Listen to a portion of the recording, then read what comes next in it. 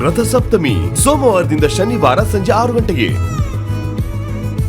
ಮನೆಯವ್ರನ್ನೇ ಕೋರ್ಟ್ವರೆಗೂ ತಗೊಂಡು ಹೋಗ್ತೀಯಾ? ಯಾರೋ ಮನೆಯವನು ನನ್ನ ಹೆಂಡತಿನ ಕೊಂದವನವನು.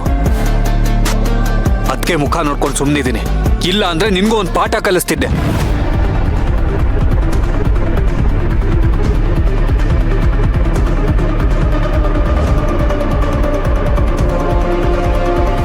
ನೋಡು, ಅಶ್ವಿನ್ನ ಸೇವ್ ಮಾಡ್ಬೋದು ಅನ್ನೋ ಭ್ರಮೇಲೇನಾದ್ರೂ ನೀನಿದ್ರೆ ಆ ಭ್ರಮೆನ ಇಲ್ಲೇ ಬಿಟ್ಬಿಡು. ಕರ್ಣ,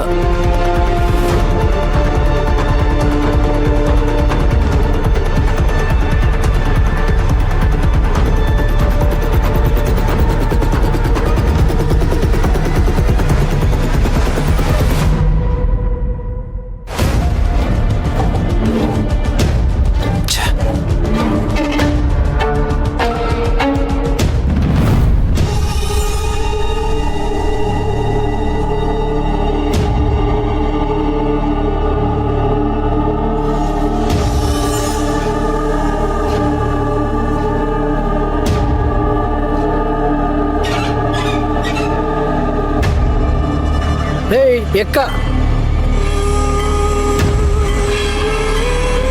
ನೋಡ್ದ?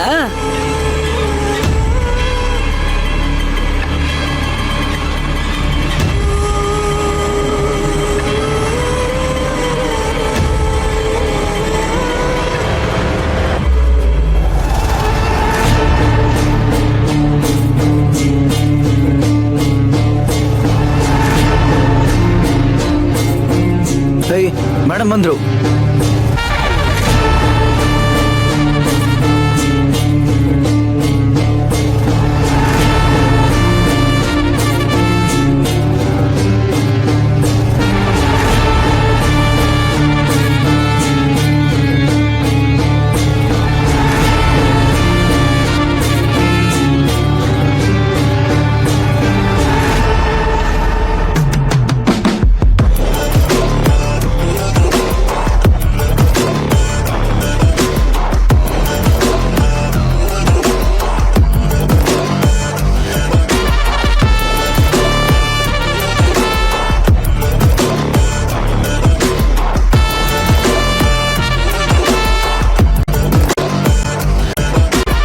ಏನ್ ಮಾಡ್ತಿದ್ದಾನೆ? ಒಳಗಡೆ ಬಿದ್ಕೊಂಡಿದ್ದಾನೆ ಮೇಡಮ್.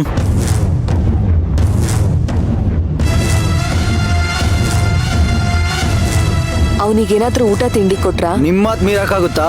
ನೀವ್ ಹೇಳ್ದಂಗೆ ಕುಡಿಯಕ್ 1 ಗ್ಲಾಸ್ ನೀರು ಕೊಟ್ಟಿಲ್ಲ. Very good.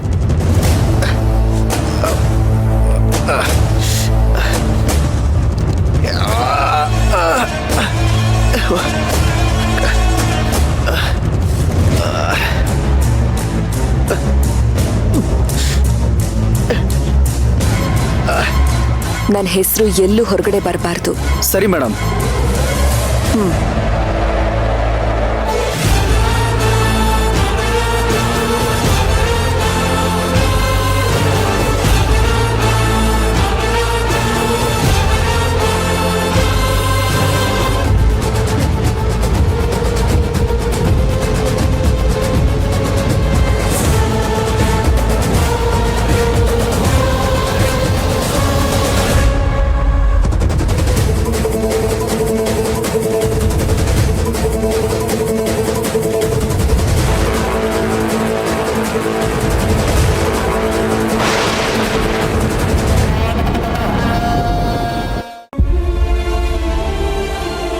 ಅರ್ಜುನ್ ಸರ್, ಯಾಕೆ ಟೆನ್ಷನ್ ಮಾಡ್ಕೊಂಡಿದ್ದೀರಾ?